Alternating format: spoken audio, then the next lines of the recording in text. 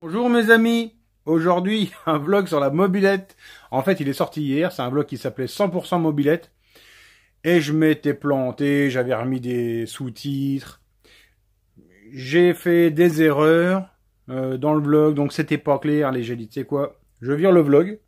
Et là aujourd'hui je vais le remodeler en fait. Celui d'hier, je reprends les séquences d'hier et je vais les corriger aujourd'hui sur les 2-3 erreurs que j'ai faites. Voilà, donc on se retrouve tout de suite après le générique. C'est parti. Jingle!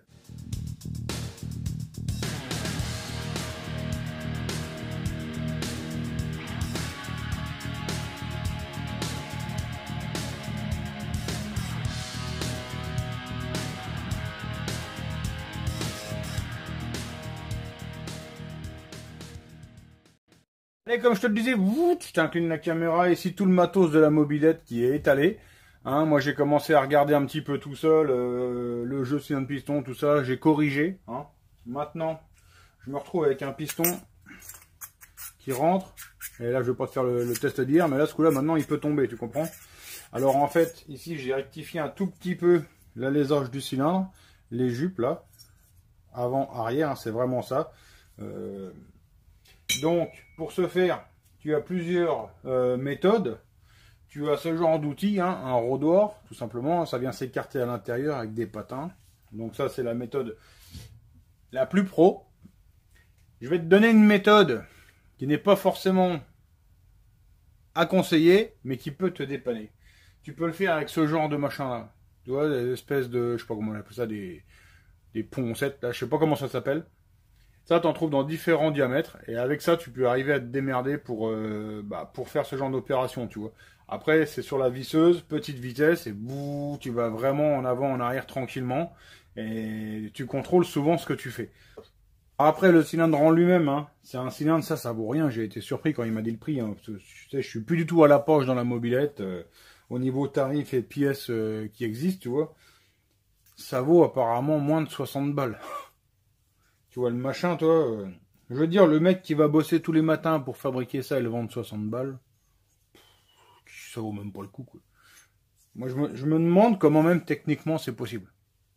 Tu le vois, il s'est amusé un petit peu à travailler son carter pour favoriser un petit peu le remplissage. Donc forcément, il est venu casser un petit peu tout ce qui arrête, etc. pour aider un peu tout ce qui est gaz frais à monter un peu plus facilement dans les canaux de transfert. Bon, donc ça, on va pas trop y revenir. On va juste schématiser en disant une chose assez simple, c'est que là, quand tu favorises comme ça un canal de transfert, généralement, tu vas favoriser le haut régime. Et quand tu as une admission très fermée avec des transferts sacrément bien dessinés, un peu comme une moto de cross, tu vois, tu as le clapet, il est tout droit, et les transferts, ils font deux grosses cuvettes. En fait, tu favoriserais plutôt comme ça le bas régime. Tout ceci n'est que très théorique. Mais dans la pratique, on le ressent aussi. Donc là, sans plus attendre, on va refermer le bas moteur. Il n'y a trop rien à dire dessus. Et après, on verra plus ce qui nous intéresse, nous, le haut moteur. Allez, nous sommes partis pour refermer le bas moteur de la 103. Alors, la première étape, tu l'imagines bien, c'est de chauffer un premier carter. Alors, tu le vois, j'ai étalé un peu toutes les vis. Il m'en a amené plusieurs. J'en ai aussi des neuves. Mais vu que c'est le projet, on va dire, le moins poussé, je me suis dit, allez, on va utiliser les vieilles vis et on gardera les vis neuves pour le prochain projet qui va être beaucoup plus élaboré. Donc là, le premier carter est chaud, je mets mon joint spi. Alors, pour pousser le joint à l'intérieur du carter, j'ai simplement un bout de tube. Ça va vraiment bien. Après, forcément, mon carter étant chaud, j'ai aucun souci pour rentrer mon vilebrequin avec son roulement. Ici, je graisse mon roulement de vilebrequin, le second. Et là, une étape en fait un petit peu ennuyante, je sais pas pourquoi, mais il m'a donné un joint en fait qui est en 3 parties. Il faut savoir que normalement sur la Peugeot, un peu comme sur une Derby, on monte le joint et après normalement on vient couper les parties, disons, qui viennent boucher l'admission, etc. Ici c'est un joint en 3 parties, donc j'essaye de caler avec des vis, etc. pour me simplifier un petit peu le remontage, et ça va vraiment pas être une des affaires les plus simples que j'ai eu à faire ici. Donc là on prend garde à ne pas relever la lèvre du joint spi quand on met le second carter. Donc là c'est rentré sans souci, on peut commencer à mettre des vis. Après, bien évidemment, je vais venir remettre le sabot en acier, qui est ni plus ni moins que la fixation du moteur sur le châssis de la mobilette. Donc là ici, il est un petit peu raide à rentrer. Et on prend garde sur Peugeot, il y a une vis qui est plus petite, hein. Elle va en bas du sabot. En fait, c'est une vis qui va, entre guillemets, nous servir un peu de pion de centrage. Après, j'ai plus qu'à resserrer toutes mes vis, hein, assez solidement, et l'opération est terminée.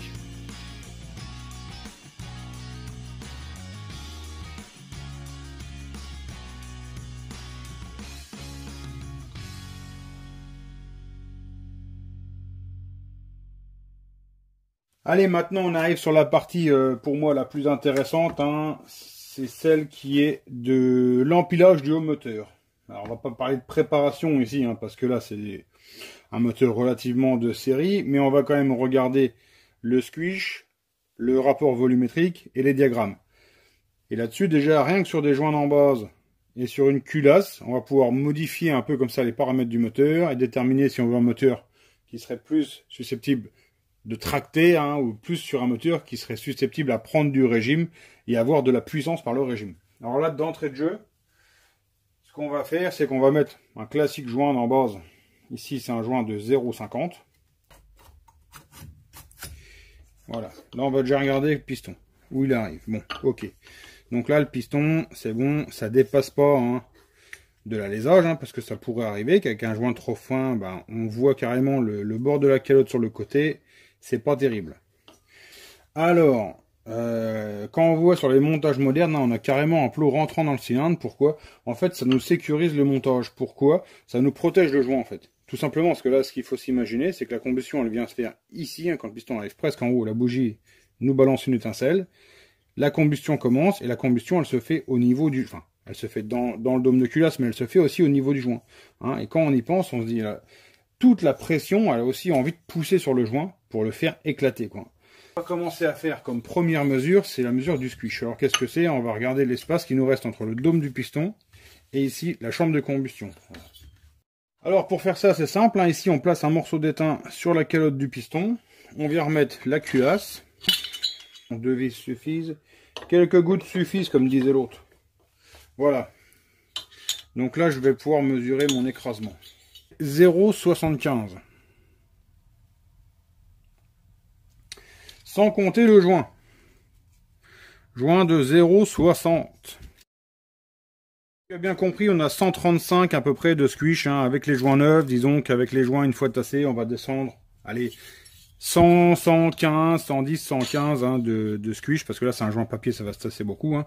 Ici c'est un joint qui va avoir tendance à se tasser beaucoup. Allez, on va dire qu'on aura toujours plus d'1 millimètre de squish, on va être à peu près sur du coup. Là, le piston, en aucun cas, il peut venir taper dans la culasse. Allez, maintenant on va s'intéresser à notre calcul du rapport volumétrique. Donc je remonte tout ça. Allez, c'est parti.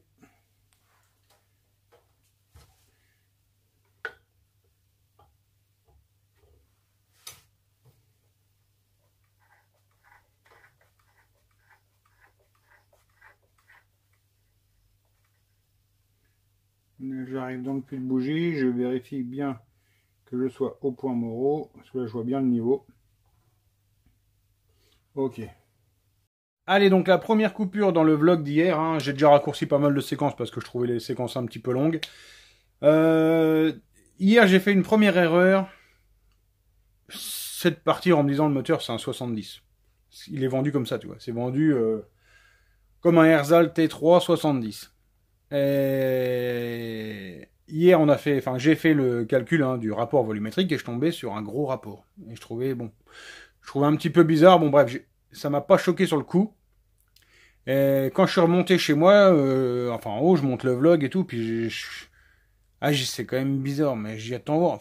J'y viens voir que je vais mesurer quand même moi-même la cylindrée du machin. Et c'est là que j'ai fait la première erreur, c'est de ne pas l'avoir calculé réellement au départ. Donc là, tout de suite, on va s'intéresser à regarder comment on calcule une cylindrée. C'est peut-être pas un acquis pour tout le monde, donc on va regarder.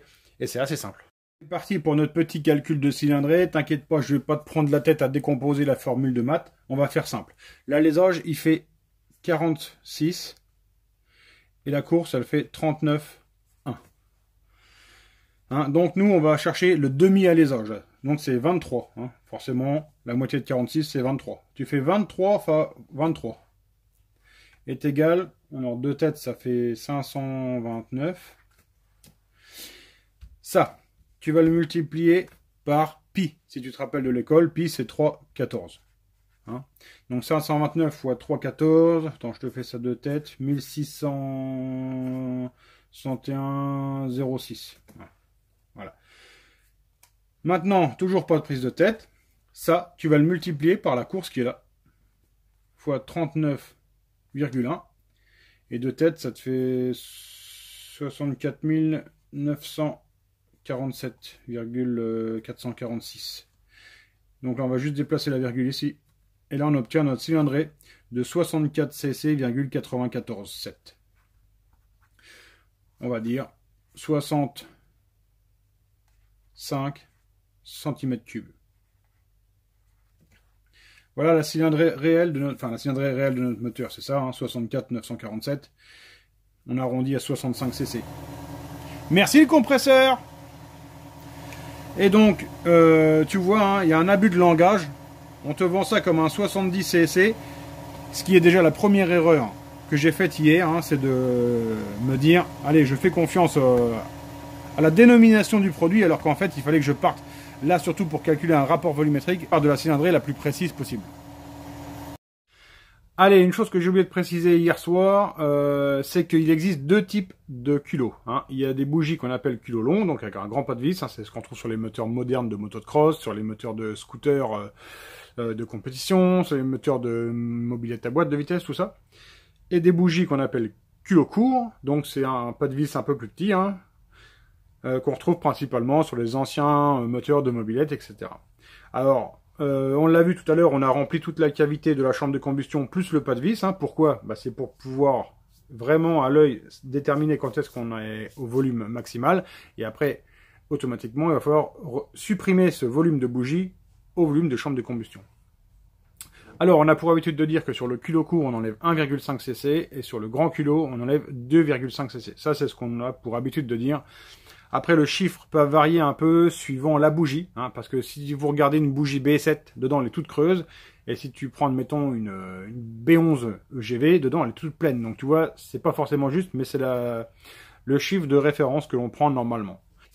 Alors, on avait donc un volume total de la chambre de 7,7. Donc forcément, ça c'est le volume avec le puits de la bougie. On enlève le puits de bougie, hein, on enlève 1,5. Ça nous donne 6,2. Ça, c'est le volume de chambre. Volume réel de la chambre de combustion, 6,2 cc. Maintenant, on a la cylindrée réelle du véhicule. 65 plus 6,2, hein, plus notre volume de chambre.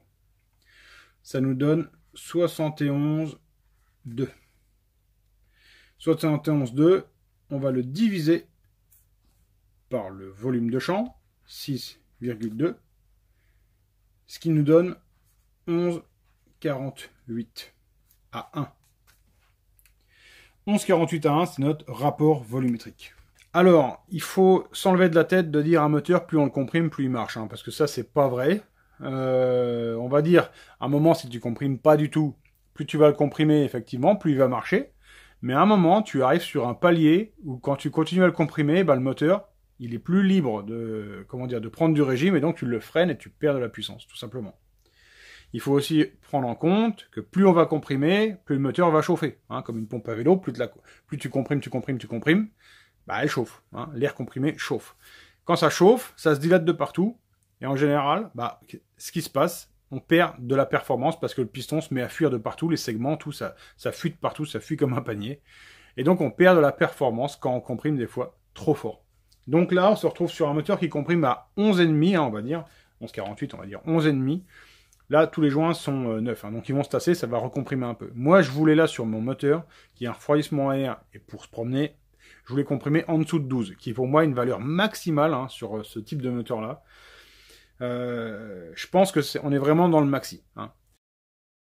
À présent, tu vois, j'ai redémonté la culasse. Ici, j'ai mis des colonnettes pour que mon cylindre soit bien tassé. Ici, sur mon vilebrequin, je suis venu placer un appareil électrique, hein, électronique. C'est un disque gradué, en fait, hein, tout simplement. Donc, ici, je viens me mettre sur mon transfert latéral. Je vais me mettre au 0. Et j'observe en fait tout le cycle du transfert. Je viens refermer et je lis. Attends, je vais me mettre bien fermé. Et je lis 100, allez, on va dire 117.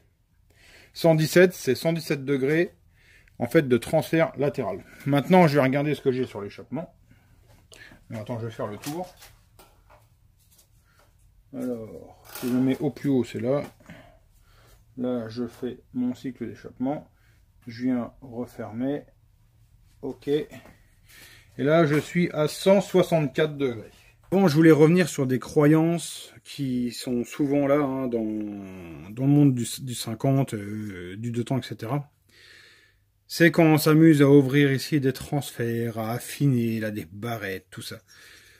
Quand on a travaillé au banc, en fait, et qu'on se rend compte parfois des croyances qu'on a. Hein. Moi, quand j'ai eu mon premier banc, ça devait être en 96. Franchement, j'ai beaucoup de croyances qui sont parties. À me dire, tiens là, je vais affiner ça, putain, je vais gagner à mort. On se disait tout ça à l'époque. Et au final, quand on voit, ça ne change rien, mais à un point, c'est désolant. Il y a des paramètres qui jouent énormément. Les diagrammes, ça joue un peu, la courbe se déplace sur la courbe. Un paramètre comme le diamètre de la sortie d'échappement, là, ça change énormément. Hein, entre un échappement tout serré et un échappement qu'on viendrait ouvrir, là, il bouge énormément. La courbe bouge énormément, mais ça ne veut pas dire que ça va bouger dans le bon sens. Hein. On peut aussi flinguer un cylindre rapidement. Là, en grossissant ça comme un demeuré, à 30, là, le truc, il est mort. C'est fini, ça marche plus du tout. Mais c'est des vieilles croyances qui subsistent. Après, bon, bah, moi, je jette pas à la pierre. Hein. C'est juste que, par expérience, à force de bosser sur le banc, on se rend compte qu'il y a des trucs qui servent vraiment à rien. Et si on voit, lui, il s'est amusé à tout petit peu raccourcir la jupe, là, à un petit peu gratter sur le piston pour gagner un petit peu de poids, hein, normalement pour gagner un peu de montée en régime.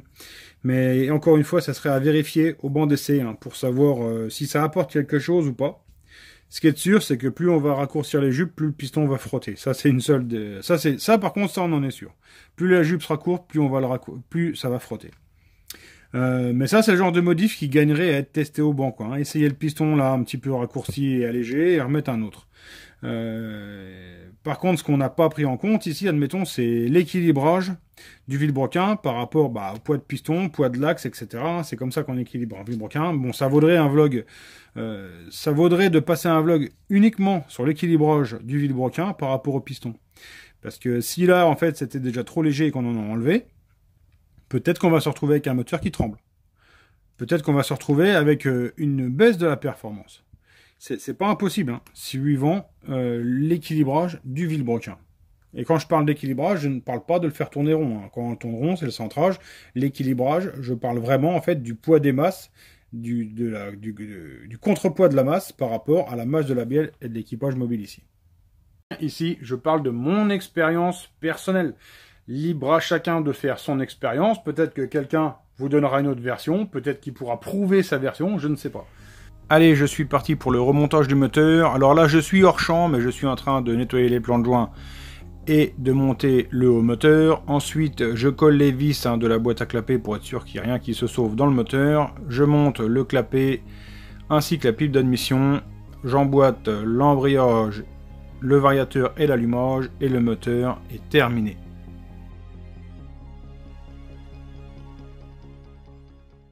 Sur Peugeot, ce qui peut être bien en fait, parce que là on va mettre une bride à bride justement, et donc tu vois ici il y a le pas de vis dedans qui est comment dire, ça fait tu vois, c'est pas super aligné, enfin c'est même pas du tout aligné quoi. Et donc ce qui peut être sympa, c'est essayer de faire un petit manchon, tu vois, qui rentre dedans. Là on va le coller à la pâte à joint, et là on se retrouve avec vraiment un conduit d'échappement qui est vraiment pas mal aligné. Alors c'est encore pas parfait, mais c'est bien mieux que ce que c'est à l'origine. Eh ben dis donc, 22 minutes. On me demande souvent des vlogs plus longs. Là, celui-là, il est plus long. Alors avant de terminer, j'ai quelque chose à faire que je ne fais jamais. J'ai 2 annonces à passer. Première annonce, j'ai un pote qui vend un vilebrequin course 48 Bidalo pour Nitro, hein, ou au Veto. Pas cher. Si tu es intéressé, tu me contactes dans les messages en dessous. Je le verrai passer et je te filerai mon adresse mail. Et j'ai un autre pote qui vend un moteur complet sans fast, prêt à rouler, hein, je pense qu'il le vend complet, ou alors au détail, enfin tu me dis dans les commentaires si ça t'intéresse. C'est un moteur qui est assez performant, hein. Salbris a encore roulé super bien au dernier événement, donc un moteur de compétition. C'est un moteur qui roule 5 secondes 9 si ça t'intéresse, hein, aux 150 mètres, à 120 kg, donc c'est un bon machin. Voilà, donc dans les commentaires si ça t'intéresse, tu me le dis. C'est pas cher, hein, c'est 1400 balles de moteur, alors je sais pas s'il est complet avec la transe et tout, mais à voir. Donc, dis-moi dans les commentaires. Allez, en tout cas, je vous remercie tous de m'avoir suivi, je vous souhaite de passer une bonne soirée, on se retrouve bientôt avec des choses intéressantes, enfin je pense que ça va être intéressant.